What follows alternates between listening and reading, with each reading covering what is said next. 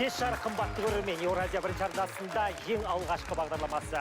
Адам керуен өмір жол. Әр адамның өзіндік өмір жолындағы алғашқы қадамдары болады. Ендеше, қадірлі қонағымызды қарсы алайық. Еліміздегі ең еңбекқор продюсер Гүлзира Үсенқызы бүгін бізде қонақта. Сәлеметсіз бе? Қалыңыз қалай? Қалайсыз? Амансыз ба? Бүгінгі бағдарламадан көретіндеріңіз. Біздің алдымызда алма тұр, мақта тұр, газет тұр. Бұлар босқа тұрған жоқ. Иә, есіме түсті. Кейінгі уақытта туған елге, туған жерге, ауылға барған кезде кімнің мейірімі жетпей тұрады? Қазір анамның. Гүлзира ханымның ең алғашқы айлығы. Иә, ол жерде өзінің сол айлығы 90 сом. Бірінші көздеген табыс болатын. Неге? Жоқшылық көп болды ма? Бекерге қырылдым деп аталады.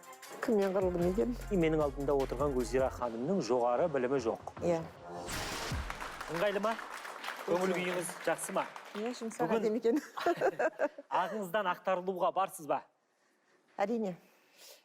Ендеше Гүлзира ханым, қымбатты көрермен, бағдарламамыздың ережесімен сәл түсіндіріп өтейін. Бізде әр түске боялған бірнеше ұяшықтар бар.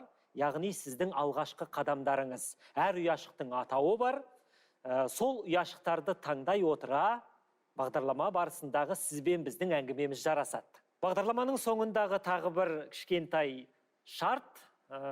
Сізбен біз бұрын соңды Гүлзира ханым істемеген ең алғашқы бір қадамға бару керекпіз.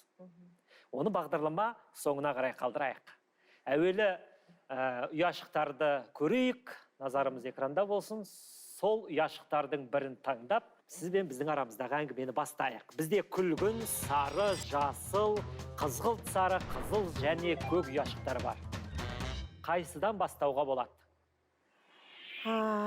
Мен негіз жасылды қалаймын, бірақ бұл жол енді жасылды соңына қалдырайық.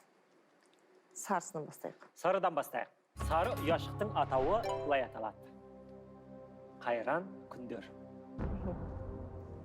Бұл ұяшықтың ары жағында Гүлзира ханымның қандай алғашқы қадамы жатыр деп ойлайсыз?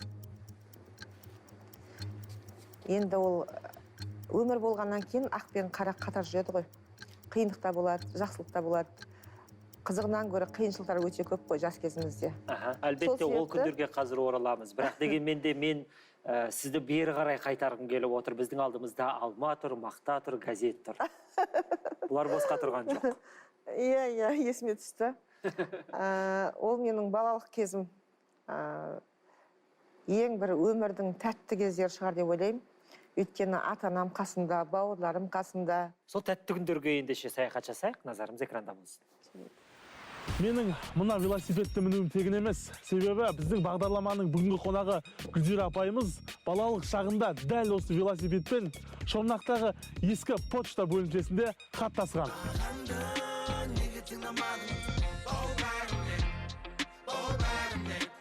Менің қасында тұрған кісі Гүлзира апайымыздың туған ағасы Нәлібай аға. Сізбен Гүлзира апайдың арасы қанша жас болды? 11 жас кіші менен. Мен семьямызда 8 ұл қыз. Соның мен 3-шісімін, Гүлзира 7-шісі. Гүлзира апайымыздың балалық шағы барлық сіздің есіңізде деп ойлаймын. Өткен шаққа сапар шегейікші. Дәл қазір біз тұрған жер бекер емес. Мынау сіздің артыңызда Шорнақтағы ескі почта бекеті. Осы почтамен Шорнақтағы Гүлзира апайды не байланыстырады? Мен ол кезде енді студенттік шағым, ауылда жылына бір-ақ рет кеп кетеміз әйтеуір. Сол кезде жаз сұрайым ғой, әр інімді, қарындасымды сабақтары қалай, басқа не істеп жатыр, не қойып жатыр деп. Мен 9-шы класста жүргенде әкем құлап, төсек жатып қалды, институт алып. Содан мен институт бітіргенше жатты ол кісі. Үйде ешкім жұмыс істемейді. Шешем ол кезде бала шағамен отырып қалған кісі. Үйде бір кішкентай ініммен осы Гүлзиралар қалған болатын үйде.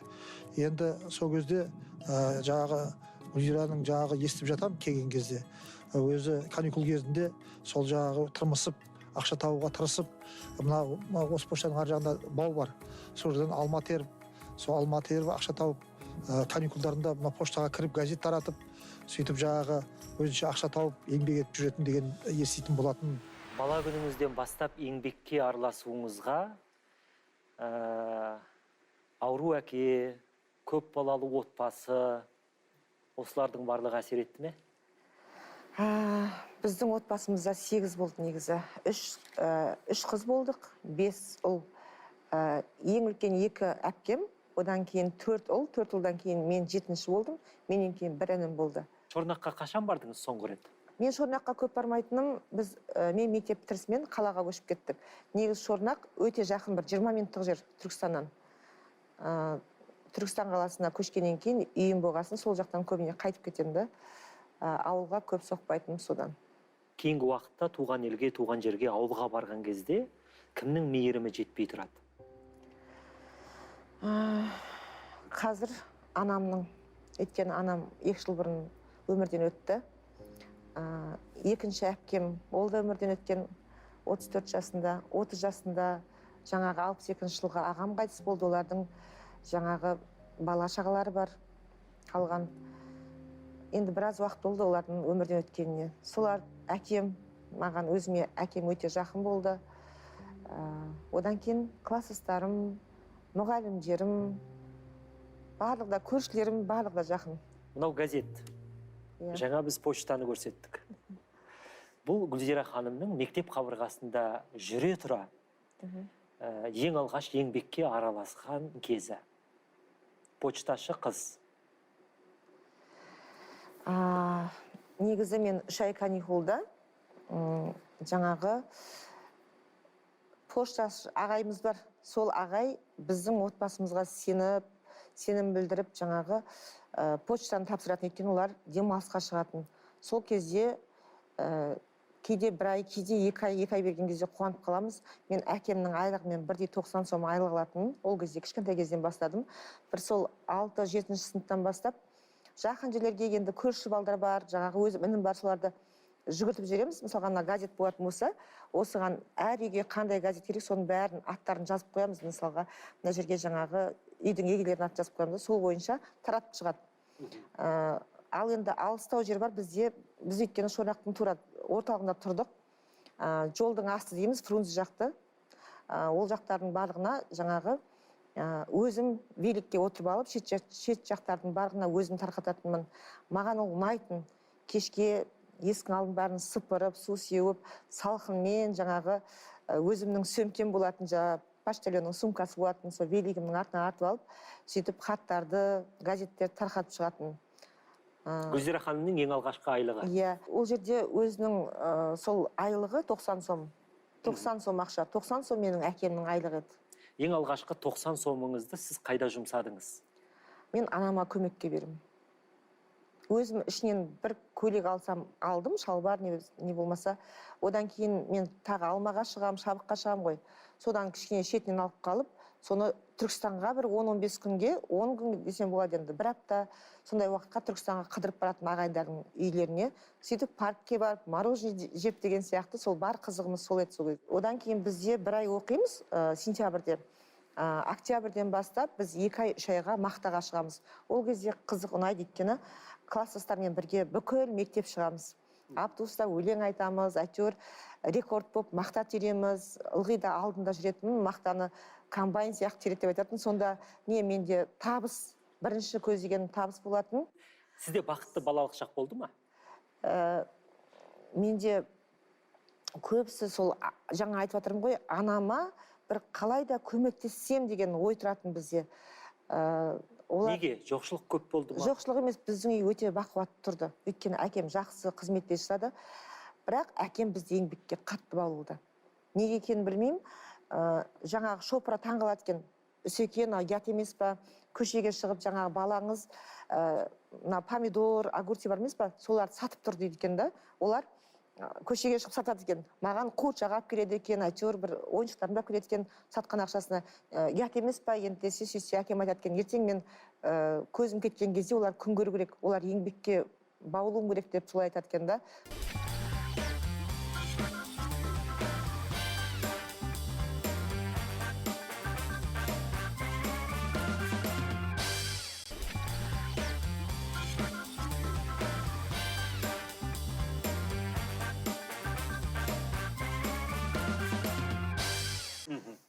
Жақсы, келесі ұяшыққа өтейік.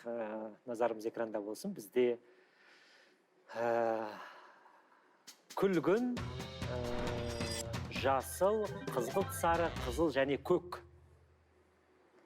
Көк. Көкті көрейік. Бекерге қырылдым деп аталады. Ұяшық. Сіздер мені қорқыттыңыздар ғой. Кіммен қырылдым екен? Жалпы жиі ренжісетін адамдар қатарынансыз ба? Жиі қырылып қалатын. Мен қазір мысалға біреуге қатты ренжісем, ол қалай болғанда да мен тез табысам. Өйткені ол менің алдыма келсе, мен бірден кешірем және ұзақ ұстай алмаймын. Себебі аз ғана өмірде ит пен мысықша ырылдасып өткім келмейді. Ал мектеп қабырғасында немесе өткен шақтарда бір бекерге қырылдым деп әзіргі уақытта өкінетін сәттеріңіз бола ма? Бекер-ақ қырылған екенмін деп. Есіме түсіре алмай тұрмын, шын айтсам. Мен туралы біреу бір әңгіме айтты ма білмедім. Не дайындап отқандарыңызда. Жақсы, онда көрейік. Гүлзира Айдарбекованың Алматыға келгендегі ең алғаш жұмыс істеген жерін таптық. Ол мына ет комбинаты. Өкінішке қарай бұл жерге бүгінде кіруге болмайды. Сол кездердегі жұмысыңызды есіңізге сәл де болса түсіру үшін комбинаттың шұжық жасайтын цехына бас сұққан едік. Дәл қазір біз Алматыда орналасқан ең ірі ет комбинатының шұжық жасайтын цехындамыз. Дәл осы жерде 1985 жылдары бүгінгі біздің басты кейіпкер Гүлзира Айдарбекова жұмыс жасаған. Олай болса, шұжық жасайтын цехті бірге аралайық. Неге сүйемін, неге күйемін, Бота ханым, Гүлзира апай осы жерде жұмыс жасаған кезінде ең алғашқы айыппұлын төлепті. Ол кісі жаңағы ет ұрлаймын деп ұсталып қалған екен. Қазіргі таңда егерде ет ұрланған жағдайда қандай шаралар қолданылады, немесе айыппұл көлемін айта кетсеңіз? Бізде цехте ондай жағдай болған жоқ, сондықтан мен штрафтың көлемін де білмеймін.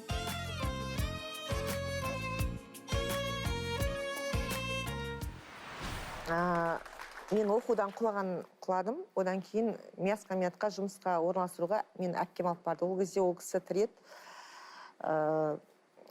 Сол кісі алып бардыдағы жұмысқа орналастырды. Мені етті фасабат етеді ғой. Сонда жерге алып барды. Ол жерде бір болмағанда бір 200 қыз жұмыс жасайды. Жаңағы таразға тартып, өлшеп, жаңағы сүйектерін, еттерін орайтын біз. Бір екінші күні ма, үшінші күні ма, бір жаңағы директоры және бухгалтері тағы бір 3 адам кіріп келді. Сөйтті дағы мені және тағы бір қызды көрсетті саусағымен. Біздің тез жиналып, басқа жаққа баруымызды сұрады. Сонымен бізді пельмени цехқа алып барды. Соны қарасам, жұрттың барлығы жаңағы ет алып жатыр да. Сосын мен ойладым, бұл жерде жаңағы үйлеріне ет әкетеді екен ғой деп, мен де сумкама салып алдым. Кәдімгі сумкама салып алдым. Өйткені барлығы алып жатыр да. Сөйттімдағы олардың кеткенін күтпесе, мен дереу үйіме жиналып кетіп қалдым. Сөйтсем, жаңағы шлагбаумда жаңағы қарауылдар тұрады ғой. Апалар, бір тағы да кореец, бір үлкен-үлкен мынандай жігіттер тұрады. Сосын барып сумкамды көрсетем, ішінде ет тұр ғой енді. Сонымен дереу мен мына жаққа алып кірді, маған 50 сом штраф жазып берді. Мен ол бірінші айлығым ғой. Сонымен түсінбей, мен жұрттың бәрі ет алып жатыр. Бұл жерден өйткені біз бұрын алмаға шығатынбызда, алманы теріп болғаннан кейін шелегімізге салып алып, үйге алып баратынбыз. Қандай жұмыс жасақ та, мысалға, үйге алып кетуге рұқсат болатын да. Сондай балалық ой ғой енді, ауылдан келген түк білмеймін. Сөйтсем, ол жерде шығып бартқан кезде жаңағы отметка жасап, өздері күндіз 1 сом, кешке 3 сом береткен. Мен оны білмеймін ғой. Содан кейін құрып кетсін деп, жаңағы білетін болдық та. Бұл яғни Гүлзира ханымның Алматы қаласына келген кездегі жасаған ең алғашқы ұрлығы десек болады ғой. Білместіктен. Иә, білместіктен. Көп ұзамай мяскомбинат жабылды. Енді бізге ол көп шыңдалуға, барлығына бір үлесін қос деп ойлаймын. Бас аяғы қанша жыл еңбек еттіңіз, немесе қанша ай? Мяскомбинатта мен тұрмысқа шыққанша сол 1 жылдан аса десем болады. Өйткені анам келіп, мені жоқ, сен мынандай ауыр жұмыс жасамайсың, алып кетеміз деп жеңгем екеуі келді. сөйтіп жұмыстан шығарды. Біз Шымкентке апарып, сені оқуға түсірейік, үй жақта бол, көз алдымызда бол деп айтты. Жарайды деп келістім, бірақ Нұртасқа айтып едім жолдасыма. Жолдасым емес қой, өз жігітім ғой. Ол бірден жаңағы өзінің достарына, менің құрбыларыма барлығына билет алды пойызға. Сөйтті дағы, мамамдар ертең қыдырамыз, арғыны кетеміз деп арғын билет алып қойған, жеңгем екеуі. Нұрекең ертесіне билет алды дағы, ол кісілер мені таппай қалды, мен тек қана есікке, квартираның есігіне хат жазып кеттім. Ол хат кейін мен таппаған, сөйтіп қараса, жаңағы жаңбыр жауған ғой, лай-лай болып бір қағаз жатыр дейді, қараса, мама ренжімеңіз, жеңге ренжімеңіз, мен осылай кетіп бара жатырмын деген хатты оқыған, сөйтіп өздері таңғалған ғой. Мен ол кезде келін болып кетіп қалғам. Яғни сол жерде тұрмысқа шыққанша еңбек еттіңіз. Иә. Мынау сол кездегі сіздің алғашқы айлығыңыз 50 сом. Айыппұл ретінде ет комбинатына қалдырып кеткен, біз қайтарып берейік деп отырмыз. Ойбай. Баяғы біз ұстаған сомдар бұл. Бір сомның өзі қандай. Иә. Рахмет. Жаңа айттыңыз, мен оқуға түсе алмай қалдым деп. Негізі қандай оқуға тапсырып едіңіз? Негізі мектеп бітіргеннен кейін Шымкентке худграфқа тапсырдым. Бірақ қанша осы ағаларымда жаңағы түсуге көмек керек па, жаңағы ақша керек деген ол кезде шынымды айтсам, Союздың кезі болғанмен оқуға өз күшімен түсетіндер өте аз болатын. Өзінің біліммен түскен адамды ол кезде көрмедім. Бірақ еститін осы мықты оқыған екен дегендерді түсіпті деген арасында бірен-саран болатын. Қалайда өзімнің жаңағы біліммен оқуға түсем деп сол худграфқа бардым. Мен суретті жақсылатын, мектепте жүргенде жақсылатын, өйткені мен салған суреттерімді қабырғаға іліп қоятын. Сурет салуды жақсы көретін жан неге жоғарғы оқу орнына түсе алмай қалды? Ақша жетпеді ме? Сурет сол худграфтан қалай құладым, мен қайтадан қолыма қалам алмадым, мен жек көріп кеттім суретті. Сіз неге оқуға түсе алмай қалдыңыз? Өйткені таныс тамырмен түсетін уақыт еді. Мен үйдегілерден жаңағы анам біріз болғаннан кейін несиелерін жеп, ақшасына тиіскім келген жоқ. Алматыда әпкем енді Казпиға біраз жерге жүгіртіп, жаңағы нархозға бардым, әйтеуір біраз жерге оқуға тапсырды, бірақ мен ол жерде де жолым болған жоқ. Мяскомбинатта істеп жүрген кезде қасымда 3 қыз тұрды, Сәуле, Маржан, Гүлмира квартира тұрдық, политехническая 2 деген осы институттың ар шетінде квартира болатын. Сол жерде Айман деген бір апайдың бір кішкене ғана времянкасында тұрдық, бір бөлмелі. Менің қасымдағы 3 қызда вечерний оқитын институтта және күндіз деканаттың алдында секретар машинского жұмыс жасайтын. Мен соларға қызығатым, өйткені мен жаңағы Түркістанда жүрген кезімде маған жаңағы үлкен ағам Нәлібай, жеңгем барлығы да Межрайбаза жұмыс жасаттағы қандай импортный киім келеді, маған алып келе беретін да. Менде импорт киімдер өте көп болды, бірақ мен оларды кие алмадым. Менің қасымдағы қыздар күнде кешке отырып, менен әрқайсысы киім сұрайтын. Біреу шубамды, біреу сүйегімді, біреу пальтомды деген сияқты сұрайды менен. Сосын мен иә деп берем, олар дискотекаға барады. Дискотекадан келе жатқан кезде енді жігіттермен ойнап, күліп, қаратысып, шулап жатады далада. Ал сол кезде мен жаурап, томып келіп, мяскомбинаттан кроватта жатып, ұйықтаған болып, бірақ тез құрап, жылап жататын да. Менің ойымда мына қыздардың бәрі институтта оқиды, ал мен кімнің ертең полын жуам, кімнің ыдысын жуам, бұлармен мен қалай намыстанбай араласам, ертең бала шағам болғасын деп қатты уайымдайтын. Сонымен үйге бардым. Үйге барғасын анам айтты, сен күлмейсің, көзіңде мұң, қызым саған не болды деп уайымдады. Енді басқа жаман нәрсе ойлаған шығар. Сосын мен отырып, мама, менің қасымда қыздардың бәрі оқиды, мен ғана жұмыс жасаймын. Мен керек десеңіз, мен әдемі киімдерімді кие алмаймын, өйткені бізде жұмыста жаңағы таза болмағасын, ол жерде жаңағы ұн болып жатады, басқа болып жатады, әдемі киім барып кимейсің ғой. Мен кие алмаймын, ал демалыс күні сізге телефон соғуға барамын деп та.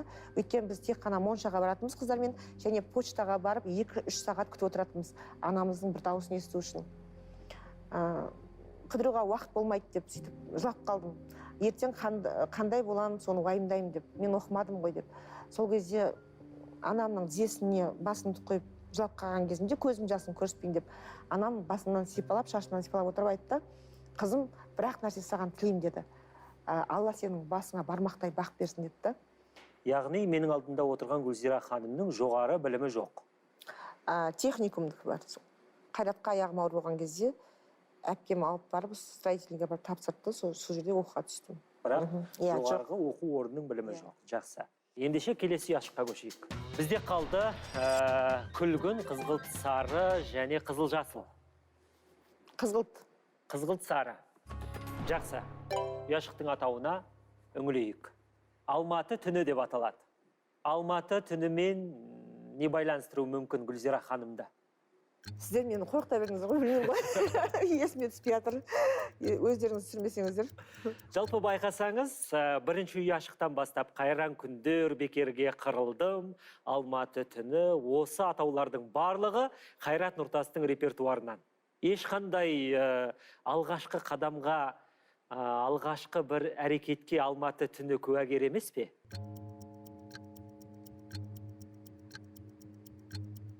Қатты ойландыңыз ғой. Қайсы бірін айтайын деп отырсыз Есіме түсіре алмай отырмын, шын айтсам. Жақсы, көрейік.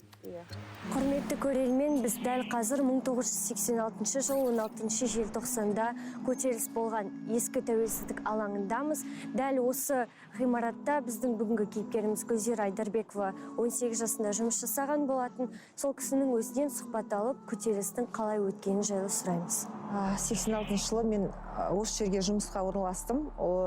Дом управлениеге орналастым. Және мынау биік үйдің астында клуб Эделвейске бартон. Сол жерге келіп жұмыс жасайтынмын. Мен жұмыстан былай шығып кетіп бара жатқан кезімде мына жерде трибунаның үстінде біреу сөйлеп тұрды. Адамдар өте көп болды. Және де жаңағы дубинкімен жаңағы солдаттардың барлығы қоршалып тұрды дағы. Және жастар өте көп болды, студенттер көп болды. Мен де барып тыңдап тұрдым. Соны көргеннен кейін үйге барып тамақ батпай жылап түнімен ұйықтай алмай. Айман деген тәтенің үйінде 3 қыз тұратын. Сон 4-ші мен болып қосылған едім. Сол қыздарды барып ертіп алып, сөйтіп біз де шығайық, біздің де қанымыз қазақ деген сияқты түсінде ұрандар айтып өзімше сөйтіп қыздарды алып шықтым. Біз енді бүгінгі бағдарламаның аясында ең алғашқы рет сіздің осы бір желтоқсан оқиғасына қатысыңыздың бар екендігін біліп жатырмыз. Осы 2-16 жастың ортасында клуб Эделвейсте жұмыс жасадым. Ол жаңағы 16 жаста Серік Қонақбаев тұратын, Ескендір Хасанғалиев тұратын, және жаңағы қымызхана алтын дүкен болатын, Маржан ба, Гаухар ма әйтеуір бір алтын сататын дүкен болатын. Соның үстінде Роза Рымбаева тұратын. Маған солар қатты қызық болатын. Жаңағы үйлеріне дом управлениеден жібереді, жаңағы свет тексер, или болмаса бірдеңе деген сияқты, сонда көрсем қуанып қалатын да. Содан кейін жаңағы жұмысқа барған кезде сол бастапқы кезінен бастап сол жерге тап болдым. Жұрттың бәрі жиналып тұрғасын мен де бара қалдым. Бірден жаңағы көтеріліс болған кезде тура ортасында мен де сол қашып сөйтіп жүрдім ғой. Одан кейін сол аяғына дейін болдым. Анам бәрі бітіп, көшеде адамдар қалмаған кезде анам қой мына түріңмен сені тағы ұстап әкетер деп жұмыстан шығарды дағы мен алып кетті. Бірақ мен ауылда ұзақ жүре алмадым. Жоқ, мен оқуым керек. Мама, менің өзімнің өмірім, өзімнің әлемім. Мен үлкен қалада тұрамын деп армандап едім. Мен қалада оқуға түсем деп сөйтіп анамды көндіріп, анам көңілімді қимады, қайтада жіберді. Сол кезде енді қалайда енді қамалып қалмайын деген оймен жасырдық. Суретің тұр дегеннен кейін.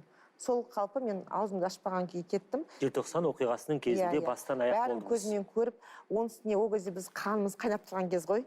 От болып жалындап тұрған кезіміз, жаңағы күнде қыздарды келіп ертіп кетем. Жұрт деген қырылып, өзім жылап тұрамын тағы. Балдар кетті, таныс балдар деген кезде бізде барамыз, бізде сөйтеміз деп. Неше күн жүрдіңіз? Негізі ол көпке созылған жоқ. Жаңағы общежитиялардың барлығы, жатақханалардың барлығы терезелері сынып, жаңағы бір үзім нанға зар болып, өйткені бүкіл дүкеннің бәрі жабық, жаяу барып түкпір-түкпірден нан тауып сондай кездер болды. Сол нан тасыған кездеріміз де болды жаңағы студенттерге ше. Сөйтіп біраз уақытымыз өтті, енді тығылып жүріп бәрін жасадық қой.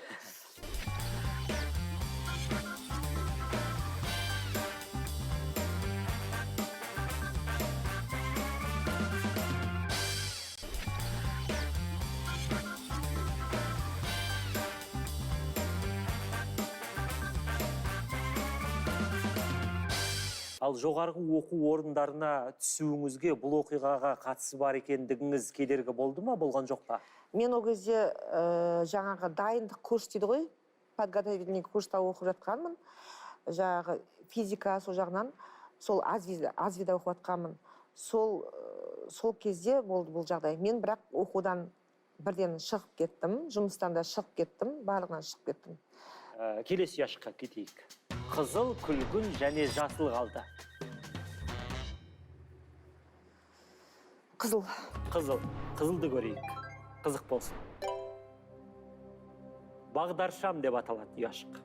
Бағдаршамға байланысты бір қандай да бір оқыс оқиға болды ма өміріңізде? Болды, өмірімде бір марта мен көлік айдап жүрген болатынмын. Сол кезде жаңағы светофор істемей тұр екен. Осы Гагаринаның бойында. Сол алдында кеткен машинаның артынан мен де бұрылып кете бергенмін ғой. Сол кезде мына жақтан келатқан бір Тикома бір машина, ана машина өткеннен кейін өтіп кетемін деп ойлаған ғой. Мен тоқтауым керек болған.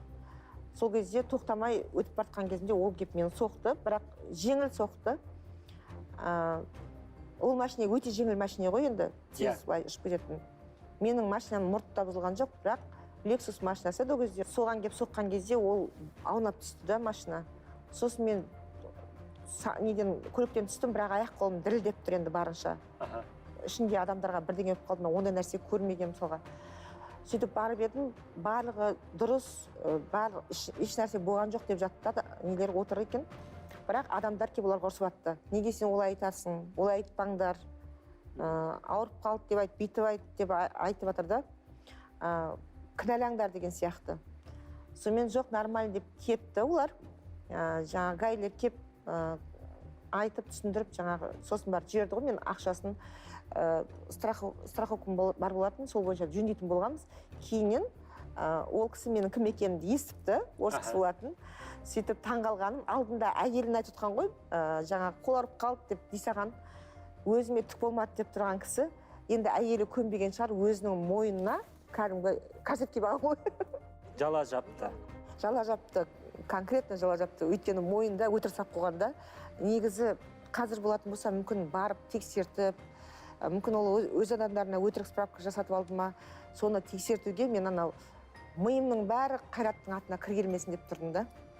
Сосын маған біраз суманы айтты, осыны төлейтін болсаңыз, онда біз кешірім береміз деп. Сол сумасын мен төлеп бердім. Қандай сума? Ол кезде қанша болды, есімде жоқ, бір 600 бір нәрсенің ба, сондай болды. Есімде жоқ. Бұл Гүлзира ханымның ең алғашқы жол көлік оқиғасы ма? Мен сол бір-ақ марта солай болды, басқа уақыттан еткен жоқпын. Бұның өзі менің 3-ші көлігім болатын. Жоқ, жаңағы соғылып қалу сәтін айтам. Оның алдында ондай болған жоқ. Болған жоқ. Бұдан кейін де болмай-ақ қойсын. Иә. Біздің бағдаршам не туралы екенін бірге көрейік. Құрметті көрермендер, біз дәл қазір Құрманғазы Байтұрсынов көшелерінің қиылысында орналасқан Спорт және туризм академиясының номері 4-ші жатақханасындамыз. Дәл осы жерде елімізге танымал мега жұлдыз Қайрат Нұртас өзінің балалық шағын өткізген. Олай болса, бүгінгі біздің қонағымыз Гүлзира апайдың жан құрбысы Ләззат Алдиярова. Біз Гүлзирамен бірге бала кезден екеуміз бір ауылда өсіп өттік қой.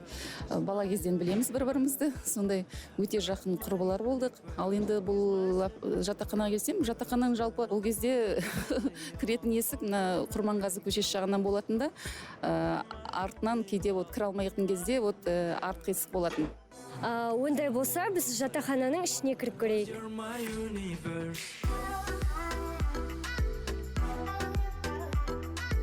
Студенттік шақтардан қызықты оқиғаларды есіңізге түсірсеңіз. Міне, осы келе жатқан коридорда Нұртастың жолдасы жуатын еден астыңғы қабатты Нұртас жуатын сол судың өзін бірінші этаждан алып келіп, солай осы бөлме болу үшін, жалпы Қайрат үшін осы едендерді жуып, сол бөлмені алған болатын осы жатақханадан.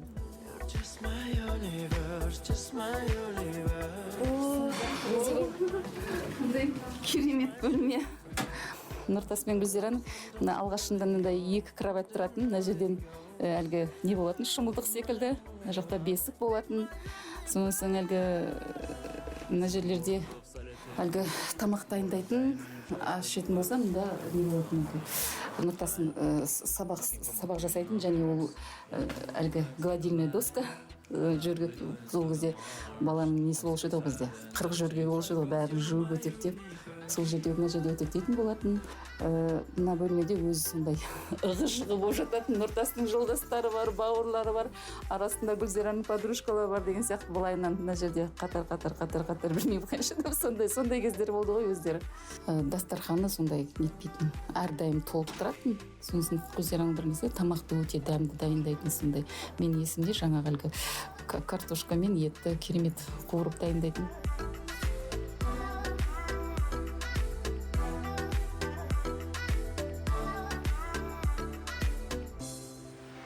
Бөлме өзгерген бе? Өзгерген. Кішірек кеткен сияқты. Біздің кезімізде кең сияқты еді. Сол жерге аяқ киім, бір бөлме ғой. Кіреміз, аяқ киім шереміз, оны сразу жинатып қоятынбыз. Одан кейін ортаға перделіп қоямыз, өйткені келетін қонақтар болады, міндетті түрде. Перденің бір шетіне шифонер қоямыз, былай қаратып, сосын қалған жағын пердемен жабамыз. Ар шетіне 2 кровать қосып қойып, Нұрекең екеуміздің ол спальнеміз ретінде. Және бер шетіне кейде бір кровать қойып қоятынбыз. Сосын плитамызды сұрада, өйткені шай ішеміз, тамақ жасаймыз деген сияқты. Сол барлығы сол бір бөлменің ішінде болатын. Біз негізі квартирада тұратынбыз, бірақ балаға қиын болады ғой. Жатақхана өзі жылы болатын. Сол себепті Қайрат ауырып қалмасын деп, Нұрекең сол жердің коридордың жууға келісті. Өйткені семейнилар тұруға болмайды деп айтты. Тек қана пол жусаңыздар тұрғызамыз дегесін. Сол әр этажда бір семейный тұратын, олар пол жуатын барлығда. Достарымыздың да жаңағы семьялы достар солай жұмыс жасап, сосын барып сол тұруға рұқсат берген. Бірақ енді жылы болды, жатақхана болғасын, бір благоустроение үй сияқты болды ғой енді. Жылдарда жылы болған шығар. Сол жатақханада өткен. Иә, ол кезде өте әдемет, жаңағы жаңалау еді, сырттарда әдемет, енді қазір қатты ескіріп кетті ол жерде. Бас аяғы қанша уақыт тұрдыңыздар? Ол жерде біз 2 жыл тұрдық. Одан кейін біз орбитаға көштік. Өйткені Нұрекеңнің жұмысы жаңағы орбитаға ауысып кетті, оқуы барлығы.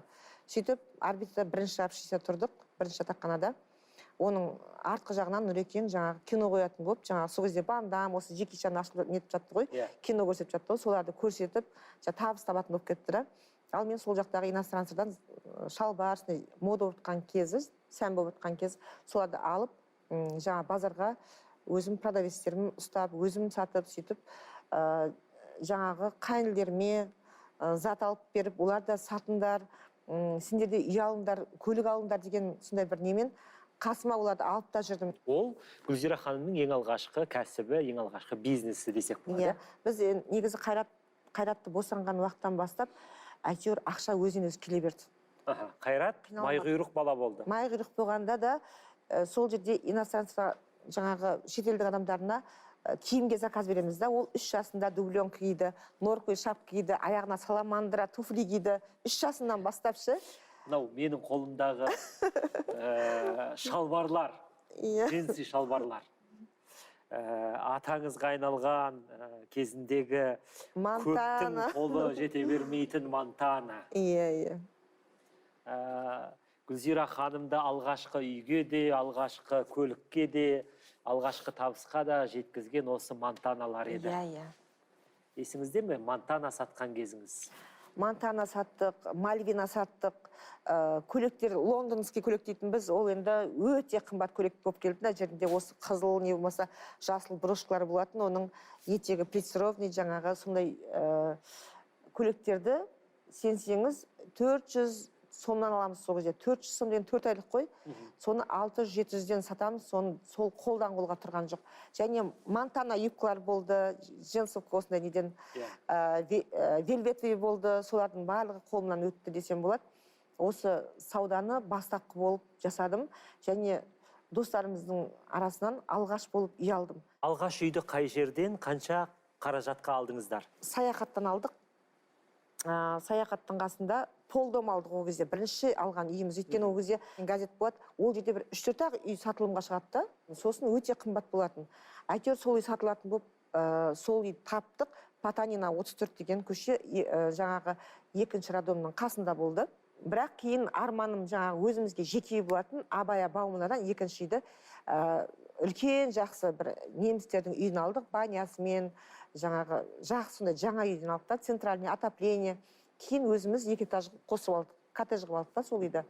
Енді сұрақ туындайды. Біздің тілшілер барған үй, ол отбасылы болып, 2 жыл өмір сүрген жаңағы жатақхана. Одан кейінгі сіздің өзіңіздің еңбегіңізге мына джинсыларды сата жүріп, тапқан ақшаңызға сатып алған үйіңіз, саяхат жақтағы жарты үй. Иә. Қайсы ыстығырақ? Шынымды айтсам, саяхат жақтағы үй былай қуандым, бірақ маған Абая Бауманадағы үйім қатты ұнады. Мен үшін сол үй бақытқа толы сияқты, өйткені 3 баламның, менің 3-ші заңғарым сол үйде, жаңа үйде өмірге келді ғой. Сол себепті 3 балам да бірге, жаңағы бүкіл ағайындардың бәрі біздің үйге қыдырып келеді. Мен ол жерде емін-еркін жаңағы үлкен үйде қонақ күте аламын. Сол жерде біз кілемді тұтып қойып, далаға ағаштан жаңағы столдар заказ беріп, сөйтіп сол жерде кәдімгі біз Қайраттың сүндет тойын бүкіл ауылдан адамдар бір автобус жалдап сөйтіп келіп, біз үлкен той жасағанбыз. Рахмет, бағдарламамызды ары қаратай ұяшықтармен жалғастырсақ. Бізде қалды 2 ұяшық, күлгін және жасыл. Жасылды соңына қалдырайық деп айтқан болатсыз, содан кейін күлгінді таңдауға кезек келген секілді. Қалай қарайсыз? Әлде жасылды таңдайсыз ба? Жоқ, жасыл ең соңынан болсын. Күлгін? Күлгін. Ендеше күлгіннің тақырыбын көрейік. Қызыл гүлім ай деп аталады. Сіздер мені ойландыра бердіңіздер ғой. Неге қызыл гүлім ай? Білмедім. Қайраттың қызыл гүлім ай өлеңін, әнін айтайын десем, ол кейіннен ортасын шыққан бірінші ән емес. Не үшін қызыл гүлім ай, мен түсініп отқан жоқпын. Өзіңіз түсіндірмесеңіз тағы да көрсетіп. Жақсы, ендеше ұяшықты көрейік. Ары қарай толықтырамыз. Ең алғашқы бағдарламасының түсірілім тобы Алматыдан арнайы 850 шақырымды артқа тастап, Түркістан облысы, Кентау қаласы, Шорнақ ауылына келіп жетті. Бұл ауылға келуіміздің ең басты себебі елімізге белгілі продюсер Гүлзира Айдарбекова дүниеге келген. Олай болса, қызығы мен шыжығы мол ауылды бірге көрейік. Кеттік. Түркістаннан 20 шақырым жерде орналасқан бұл елді мекенде қазірде 2,5 мыңнан аса халық тұрады. Кезінде дәурені асып тасқан Шорнақ ауылы Совет одағы уағында Фрунзе ауданының орталығы болған деседі. Тіпті 15 мыңнан аса тұрғын да болыптымыз. Сол кездегі көршілес болған туысы Қалтаева Күлша апайымыз бүгінде сол бір шақты қимастықпен еске алады. Күлзираның әкесі менен менің шалым туысқан адам, немере. Күлзира дүниеге келгенде біз елін қалқоз деген, қазір майдамта сояқта тұратын тұғымыз о кезде. Со абысыным екеуміз бірге жүріп бірге тұратын ек. Зейпін ғой енді оның Дәрбаева. 47-8-ге, 8-9-ға келгенде жаңағы әкесі ауырып қалды оның. Содан пысығы өзі туғаннан алғыр, адамға жанасқыш, сондай қыз туған ол бір алғыр. Сонымен бергерек келесін айтығыр, өзі енді нұртасы тауып сояқтан үйленді. Сол пейнеткештігіменен, өзінің алғырлығыменен, өзінің сезімталдығыменен ол енді қыз қорбаған жоқ дейді әйні. Дәл қазір менің қасымда Гүлзира апайымыздың бала кезінен бірге өскен сыныптасы Әлия апайымыз. Гүлзира апаймен қалай таныссыздар? Қай кезден бастап бірге оқыдыңыздар? 8 жылдық мектепті бітіргеннен кейін осы Шорнақ ауылындағы 10 класстық Фрунзе атындағы орта мектепке келіп, жаңа мектептің қабырғасын ашқаннан екеуміз бір сыныпта кездестік және бір партада отырдық. Гүлзира өзі о бастан өзі адалдық символы, өзі не десем болады, жаңа кішкентайынан өте сұлулық символы десек болады. Ол тек қана сұлулық символы емес, сонымен қара адал махаббат символы болды. Ағымға қарсы жүретін қыз болды бұл Гүлзира. Сол 6-7 класстан бастап жаңағы көрші мектептің барлық мектептің қыздарымен жігіттермен бәріміз дос болдық. Сөйтіп бұл алғашқы махаббатын көрші мектептен тапты деп ойлаймын. Ол кез келген енді мектептің мұғалімдері қарсы болып жатса, басқа болып жатса, солардың бәріне қарсы тұра білді. Тіпті кей кезде мына 9-10 сыныпта оқып жүргенде ағайларымыз есімде. Бұлар қозы көрпеш баян сұлудай нағыз махаббат иелері. Бұларға тиіспеңдерші деп үлкен ағайларымыздың өзі айтып отыр. Гүлзира апай, біз сіздің ауылыңызға келіп, тағы да бір тың ақпараттармен танысудамыз. Сол бала кездегі қозы көрпешіңіз кім болды? Қозы көрпеш кім болды? Сіздер менің бүкіл сырымды аштыңыздар ғой, масқара. Енді мектеп табалдырығында жүргеннен кейін кімнің де болсын балалық шағы бар, алғашқы махаббаты бар. Енді ол кездері біз тек қана хат және жаңағы бешерге барған кезде, бешер дейміз ғой ол кезде. Сол кезде жаңағы махаббат көзбен қарап, соған арнап қарап отырып, ән айтып, гитарамен деген сияқты. Сол жай шығарып салса мәз болып, жаңағы билеген кезде қолдары қалтырап дірілдеп, сондай сезім болды ғой бізде. Қазіргі жастар сияқты емес қой. Мектеп табалдырығында ол кездегі махаббат тұнық еді. мүлдем басқаша. 8-ші сыныпты бітіріп, 9-ші сыныпқа барған кезде маған 19 жігіттен хат келген. 19 жігіттен? Кіші класс бар, жоғары класс бар. Соны қыздардың бәрі таңғалатын. Қалаға келгеннен кейін өзімнің жаңағы нағыз бойжеткенімді біліп, басқаша жаңағы жігіттерге көз салып деген сияқты, сонымен Нұрекеңді осы өмірлік серігім деп тауып, сол Нұрекең болып кетті ғой енді. Нағыз махаббат. Әрине, өмірлік серігіңіз Нұртас ағамыз екендігі белгілі, дегенмен қозы көрпеш кім?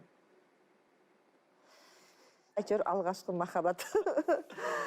Алғашқы махаббат, алғашқы жазылған хаттар, ол әрине бір бүгінгі берекесі бар отбасыны екіге айырады деп ойламаймын. Ол балалық сезім, сол жылдардың еншісіндегі ескі тарих.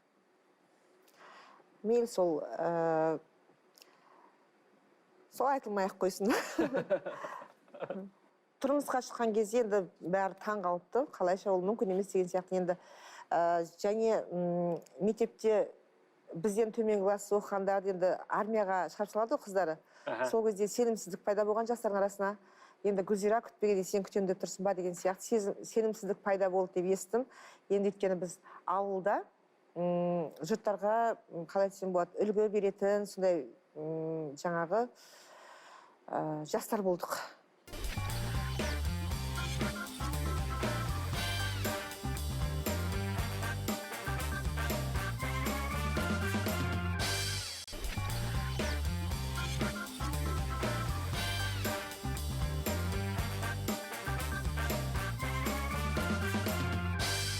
Бізге қарап бой түседі қаншама қыздар, жігіттер деген сияқты. Өйткені ол кезде ансамбльде өлең айтылу болды, басқа небір қыздар болды ғой енді, туризм болды.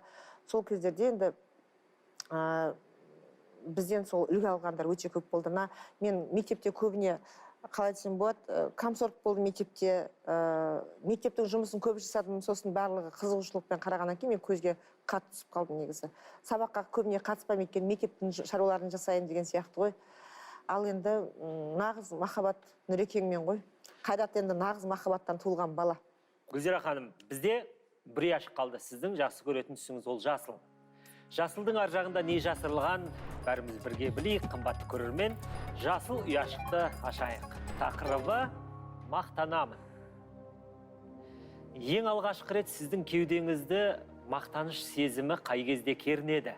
Қайрат өмірге келгенде. Мақтандыңыз. Қатты, білмеймін, тілмен айтып жеткізе алмаймын, сонда қуанғанымды. Және мақтанғаным соншалықты 6 келіншек бір уақытта босандық, бір минутта деген сияқты. Бір сәтте? Бір сәтте. Сол кезде ең бірінші тез босанып алып, аналардың бәріне ақыл үйретіп жатырмын да өзім. Сөйтіп, менің ішіме мұз қойып қойған ғой. Сол мұзды бір 5 минуттың үстінде алып тастадым да коридорға шығып, сөйтіп бір тумбамен үстіне телефон тұр, қасында медсестраның стол тұр. Соған отырып, қайнағам бар ма, қайынбикем бар ма, өзім аға бәрінен сүйінші сұрағам ғой. Өзіңіз? Соны мамам кейін ойбай қайнағасына емес па туған ағасынан сүйін сұраған масқара деп сонда өзім түсінбегем, өзім таң қалып тұрдым да не деген қуаныш, не деген мақтаныш деп өзім бір соғысты жеңіп қайтқан қыз, қайсар қыз сияқты болып тұрдым да сол кезде есімнен кетпейді сол. Жақсы, ендеше ұяшықтың ар жағында қандай бейне материал бар, көрейік, әңгімеміз жалғасады. Гүлзира Айдарбекова еліміздегі ең танымал продюсерлердің бірі.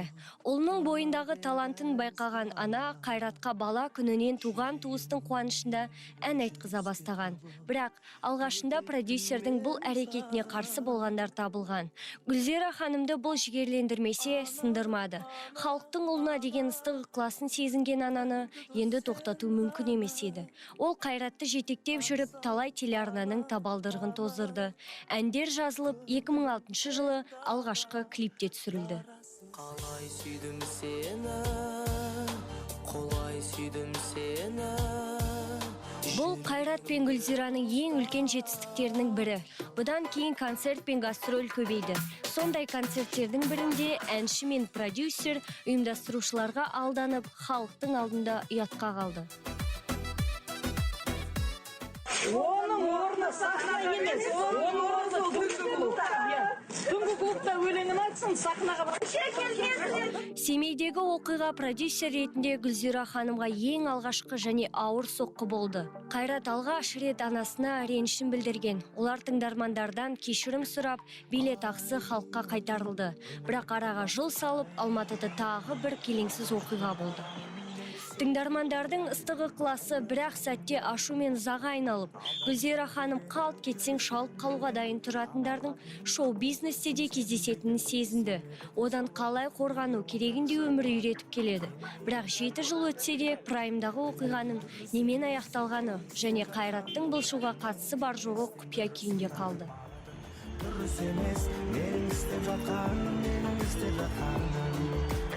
Көп нәрсені еске түсіп жүрдім ғой. Есіңізде ме ең алғашқы жазылған ән?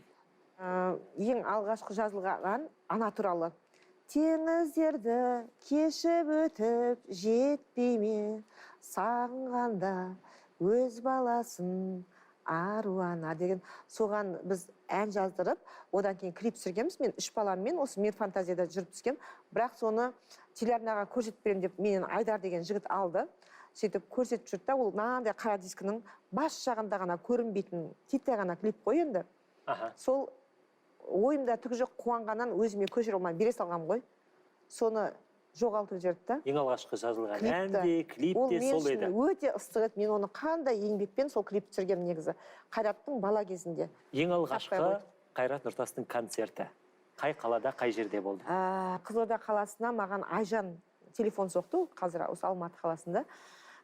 Сөйтіп, мен енді кішкене алдады ол. Бейбіт қорған келеді, сосын сіздің балаңыз келеді. Сөйтіп, біз спорт кешеніне концерт береміз деп, самолетке бетін алайық деді. Сосын қаншаға дейді. Біз сосын қанша бересің деймін, сөйтсем $400 дейді да. Енді самолетке бет алсам, балам звездалып самолеттен түседі. Еще $400 береді деп мен таң қалып тұрмын.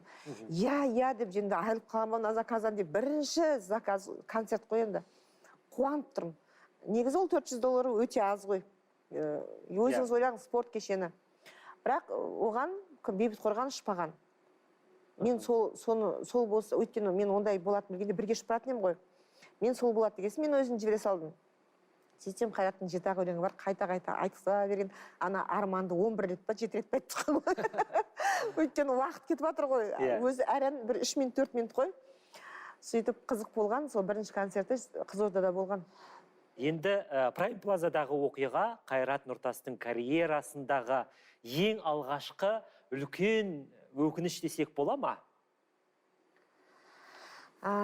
Негізі сол кезде біз енді көп қателік өтті ғой. Тура сонда 2 марта болды. Біреуіңіздер білмей қалдыңыздар негізі. Прайм Плазада маған караокеға бүкіл әнші шығып, әнін айтты, әрбір 7 сайын, әр апта сайын. Енді Қайрат, осыны біз бітіреміз, Қайрат соны жапса деп айтты да. Мен келіспей жүргем. Одан кейін мен сенімме кіретіндегі олар бағасын сүріп, бейтіп-сөйтіп, сонда бір сенімге әптен кірді. Біз алдында бір 2-3 марта атмен жасаған біз негізі жоқ, бармаймыз деп. қоймағаннан кейін жарайды деп соған баратын болып келістік. Бірақ кейіннен естім, арнайы тастар төгілгенін, жаңағы терезелерді шағуға. Одан кейін барып, кейін бір таныс таксистерден естік. Машинаның ішіне бір 4 жігіт мініпті, сөйтіп айтты, аға, сіз тез кетіп қалыңыз, қазір мына жерде көтеріліс болады деп айтып кетті. Әлі болмай тұрған. Одан кейін Қайрат сахнада өлең айтып тұр, мен төменде тұрмын сол жерде.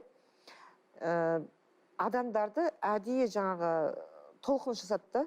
Баклажкалар, нетті коляскалар ұшып жатыр, жаңағы бөпелерден алып келген ғой, өйткені мынау қаскелен, барлық жан жақтағы барлығы Қайратты бөпелер жақсы көреді, балдар, майда балдар. Солардың барлығы концерт залға кіргізбейді балдарды. Өзіміз живой көреміз деп бүкіл келген ғой енді жан жақтың барлығы. Сонымен ана коляскада ұшып жатыр, баклажкада ұшып жатыр, өзім түсінбей қалдым.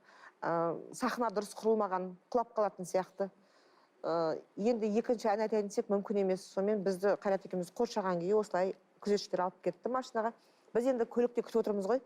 Қазір басылады, сосын тағы өлең айтамыз, өйткені біз келісіп қойдық қой, халық келіп тұр ғой деп. Сөйтсек, бірдеңе өртену, қырғын, ана жерде шағу нелердің бәрін, айналардың бәрін. Сосын кеттік, біз амал жоқ.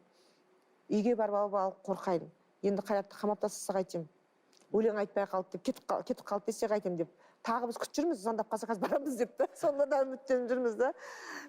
Сөйтіп енді бұл сәтке Гүлзира ханымның беретін бағасы арнайы ұйымдастырылған толқыныс па?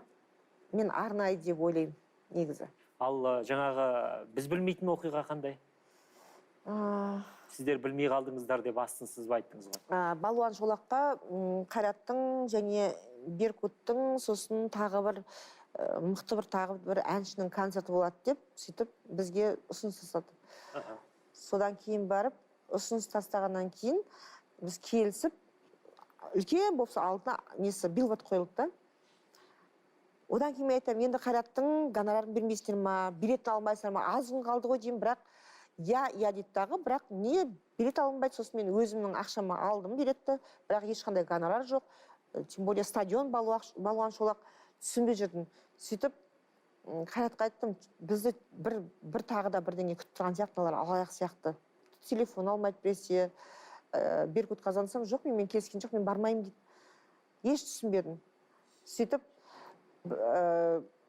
келсек, жаңағының алдында Райымбектің қасында бір кішкентай ғана бір кафе, сода жерде болады деп жазып қойған, осы жаққа ауысты деп жазып қойған. Адамдардың бәрі, мен адамдарға барайын дедім, сөйтіп барлығын айтайын. Ал сен жаңағы айтқан кафеге бар дедім. Өйткені ана жақтың бәрі уже қырғын батыр ғой енді. Шулап, ақшамды қайтарыңдар, бізді алаяқ сияқты қабылдап жатыр. Сосын мен келдім да, барлығыңыз маған жиналып келіңіздер, жақындаңыздар. Сіздер маған көмектесіңіздерші, маған жабылмаңыздаршы деймін да. Жарайды, мен ақшаларыңызды қайтарып берейін, бірақ мен алданып тұрмын. Менің билетімді алған жоқ, балама өзім билет алдым, түсіндіріп жатырмын. Енді біреу түсінеді, біреу түсінбейді, енді мен тура бір төбелеп жатыр енді, неге алдайсыңдар деп. Сонымен адамдардың барлығы келісіп тұр екен, жаңағы жерде Абая көшесін жабамыз депті. Бізді алдады деп. Сосын сол жердегі күзетшілерден барлығынан жаңағы полиция қызметкерлерінен көмек сұрадым. Қандай көмектесе аласыздар? Мен шарасызбын. Біз алдандық. Бізге бір тиын да берген жоқ, даже мен ол адамдардың түрін де көре алмай жатырмын депті. Кім жасап жатқандарын телефон арқылы болды, мен сеніп қалдым деп. Сосын ол айтты, қазір мен звондап, Икарусты жіберткіземін, солардың барлығын сол жаққа алып барсын деп. Сөйтіп алып барды, Қайрат қалтасындағы бар ақшасын адамдарға, енді ол жерде алдап жатыр біреуі, жаңа мен 4 билет алғам, мен 3 билет алғам, не ашып кеткен ғой. Барсам балам ашқа тарқатып отыр, мама тағы қанша бар деп звондайды. Сосын келіп айттым, сіздердің барған кезде бәрі маған жабылды тағы да. Сөйтіп бір кісі айқайлап жатыр, мен деген жаяу жүгіріп келдім осы жерге, Қайраттың концертінен қап қоямын деп, мына жақтың бәрі пробка болды, кешке пробка болады ғой. Неге бермесіне бересің, мен ұрып жерге дайын тұрды ана кісі. Сосын айттым, сіз Қайраттың әнін тыңдағыңыз келе ма, жоқ ақшаңызды қайтып алғыңыз келіп тұр ма дедім.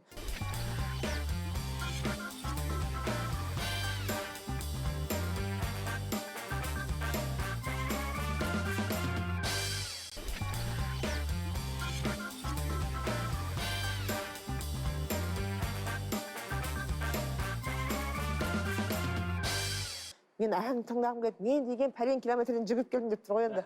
Сосын өзім жылап жердім жа жерде. Түсініңіздерші дедім. қазір Қайрат дедім, сіздерге өлең айтып береді дедім. Қандай болсын дедім. Мейлі музыка аппаратын ақ қойсын. Дауыспен болса да айтып береді дедім. Бірақ мен мына жерде тек қана маған көмектеріңіз керек, маған деген түсіністіктеріңіз керек. Мен балам үшін қазір сіздерге барлығын жасап беремін деп келісіп, жаңа кафеге кірдік. Сөйтсек енді қызық, айтсам сенбейсіз, мынау сахна болатын болса, алдына жұрттың бәрі өсіп отырғанға тура алдында Қайрат тұрды. Былай тол адам отырды. Мен ана жерде новостиға түсіп қаппын, жаңа жерде менді телевидение түсірген кезде. Мен төмен қарап жылап тұрмын, балам өлең айтып тұр. Аппарат бытшыт, жаңағы аппаратурашы. Яғни алаяқтардың алдауының нәтижесінде дәл сол жерде қалтамыздағы бар ақшамызды бердік. концерт бердіңіздер, ақша бердіңіздер. Концерт бердік. Сөйтіп өзіміз алданып қайтып, одан кейін барып алданбауға тырысам. Біз бүгінгі бағдарламаның аясында сіздің ең алғашқы қадамдарыңызға тоқталдық. Бағдарламаның соңында осы жасыңызға келгенде бұл өмірден түйгеніңіз деген бір сұрақпен нүктесін қойсақ. Адамның бірінші алға қойған мақсаты. Мен жаңа айттым ғой сізге, мен бала кезімде мен ең үлкен қалада тұрғым келді деп армандадым дедім, иә. Алматыға келіп тұрдым, иә. Расында Нұртас екеуміз бірігіп үй алдық, еңбек еттік. Және одан кейін Астана үлкен қалаға айналып кетті, еліміздің ордасына айналып кетті. Сонда қазір қарап отырсам, Алматыдан үйім бар ғой. Енді жұмыс орнымыз Алматыда қалып қойды, бірақ Астанадан да үй алып, бала шағалардың жаңағы өрісін кеңейтіп деген сияқты, ол жақтан да мысалға үй салып деген сияқты, екі қалада да мысалға менің тұруыма мүмкіншілік бар. Қазақстанда ең үлкен, ең әсем қала қандай? Мен сол жерде тұрып жатырмын. Өйткені ол менің бала күнгі арманым. Ол қалып қойды. Алға мақсат қойдық. Қалайда мысалға мен ауылға анам алып кетті, бірақ мен сол көз алдымда тұр, мен үлкен қалада тұрып жатырмын деген сияқты. Бала шағаммен. Вот сол мақсат орындалды. Біз өзіміздің ойымызға, сана сезімімізге құйып алуымыз керек та, және соған қарап жұмыс жасап. Енді піс аузыма түс деп жататындар көп, алақан жайып. Сіз тауып жатырсыз ғой, маған бере салсаңызшы, сізге не ол деп жатады да. Ол да еңбек ету керек мысалға. Ол да жаңағы алға қарап бір мақсат қойып, сол еңбегінің жемісін көруге тырысу керек. Өйткені одан көріп отқан бала ертең тур сол ата-анасының, негізі ата-ананың айтқанын жасамайды бала, көргенін жасайды. Сіз қанша ақыл айттыңыз, сіз әйеліңізге қорлық көрсеттіңіз ба, ол ертең соны әйеліне істейді. Сол себепті мысалға сіз балаңызға жаман жолмен емес, еңбекпен нан тапқанды үйретуіңіз керек. Одан кейін мысалға енді қазіргі ең керекті нәрсе, мысалға екеуміз сөйлесіп отырмыз, иә. Мен қазір отырып алып, ертеңгі нәрсені ойламауым керек. Немерелермен отырып, не болмаса келінімен отырып, не құрбылармен отырған кезде, мен содан жаныма ләззат алуым керек та. Ол проблема, ол ертең болған кезде көресің. Сол әрбір сәтіңнен сен рахат алуың керек. Өйткені мына өмір өтіп жатыр. Біз соны түсінбейміз да. Біз өзіміздің бақытты күндеріміздің өтіп жатқанын түсінбейміз. Мысалға мен бауырлармен бір үйде жүрдім, иә. Менің қазір ағам қайтыс болды, әпкем қайтыс болды, анашым, әкешім қайтыс болды мысалға. Менің ең тәтті балалығым деп жатырмын ғой. Оның бәрі жоқ. Мысалға қазір мен өкінемін. Сол кезде мен неге өйтпедім екен, неге бүйтпедім екен деп мысалға өкінемін. Сол өкінбеу үшін. Және де мен мысалға ең менің бір жақсы кезім, бүкіл жаңа студенттер бәрі менің үйімде тұрып, мен солардың анасында жас болсам да, соларға тәлім тәрбие беріп, мысалға ата-анасының солардың бір құрметіне ие болуы, мысалға дұға тілегі, мысалға қабыл болып жатқан мысалға барлығы да мен үшін қымбат сәттерді. Сол сәттерде мысалға сол кезде мен неге көп былай уайымдадым екен, соны бағаламадым екен дейтін кездерім көп. Сол үшін айтатыным, әрбір сәттеріңізді сол күні бала шағаңыздың қасында сіз ыстық жерде жаңағы ас жейде шай ішіп отырсаңыз да, күйеуіңізбен бірге де керек десеңіз, сіз қазір отырған күйеуіңіз ертең болмауы мүмкін, жесір қалуыңыз мүмкін. Әрбір сәттеріңізді мысалға бағаласаңыздар екен деп айтқым келеді адамдарға ше. Жақсы, рахмет. Барымызды бағалайық, барынша бар кезінде қадіріне, қасиетіне жете білейік деген түйінмен біз бүгінгі бағдарламамызды аяқтайтын секілдіміз. Ендеше Гүлзира ханым, бағдарламаның шарты бойынша сізбен біз бұрын соңды Гүлзира ханым жасамаған бір әрекетті ең алғашқы қадам ретінде жасауымыз керек. Гүлзира ханым не жасамады деп ойланып жатырмыз. Бәрін жасаған секілдісіз. Ойлана келе мынандай ұсыныс бар. Алматы қаласының орталық Арбатында осы уақытқа дейін ешкім ет сатқан жоқ екен. Сіздің сату қабілетіңізді бағалай келе, сол Алматының орталық Арбатында сіз бен біз ең алғашқы рет ет сатып көрсек бола ма? Әрине болады. Дайынсыз ба? Дайынмын. Енді саудаға деген ептілігіңізді қазір тексеретін боламыз. Қымбатты көрермен, бізбен бірге болыңыздар. Дәл қазір Гүлзира ханым екеуміз Алматының орталық Арбатына кеттік, ет сатамыз. Сәттілік серігіміз болсын.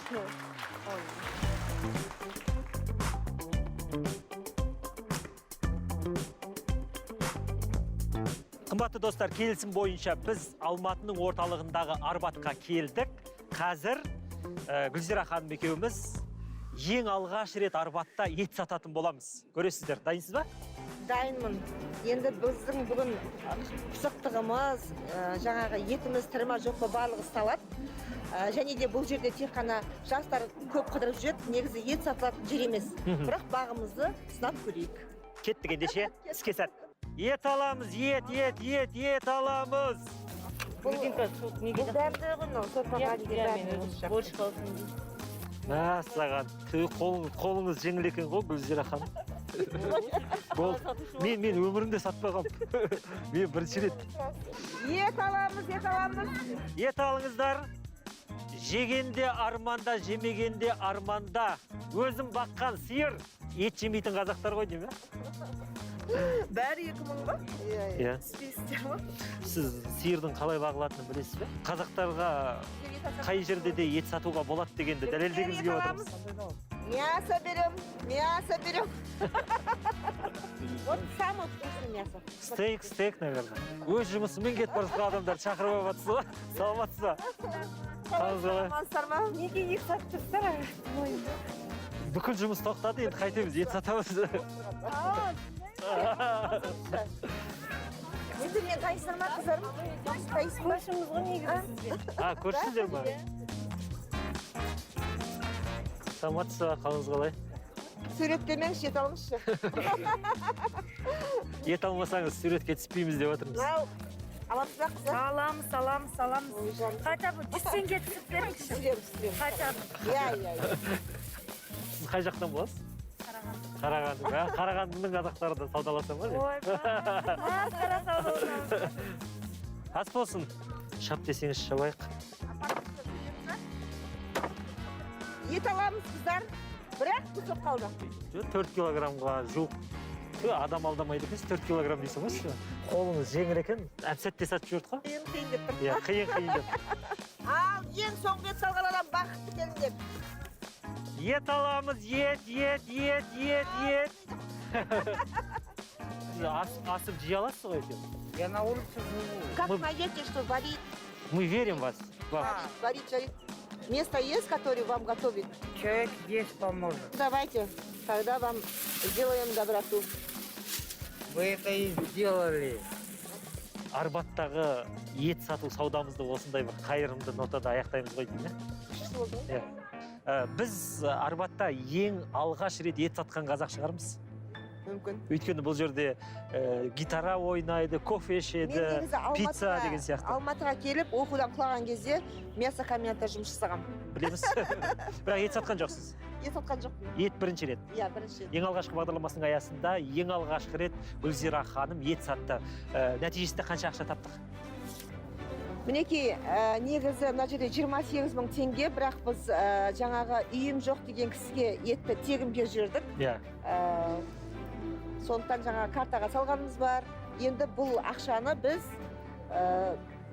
не істейміз? Осы ақшаны біз осы қайырымды жамбыл қайырымдылыққа берсек деген ойдамыз. Қазір Арбатқа бас аяғына жүреміз. Шын мұқтаж адам табылса, қолына табыстап кетеміз. Енді көбіне мұқтаж адамдарға тиын тебен береді ғой. Енді мынандай ақша әжептәуірлердің бір пенсиясы сияқты болып қалады деген ойдамын. Бір кәдесіне жарайды. Иә. Форд автокөлігінің негізін қалаушы Генри Фордтың мынандай бір сөзі бар. Егер ынта болса, кез келген тауды қопаруға болады деп. Бүгінгі сізбен біздің жасаған жұмысымыздан, жалпы бүгінгі бағдарламадан түйгенім, ең бастысы ынта болса, энергия болса, күш-қуат болса, кез келген нәрсені іске асыруға болады. Қайрат Нұртастай жұлдызды жағуға болады. Рахмет. Иә. Уақыт бөлгеніңізге, хабарға келгеніңізге көп рахмет. Қымбатты достар, Бізбен бірге болғандарыңызға рахмет. бағдарламаның авторы әрі жүргізушісі Аман Тасыған өмірде аман жүріңіздер.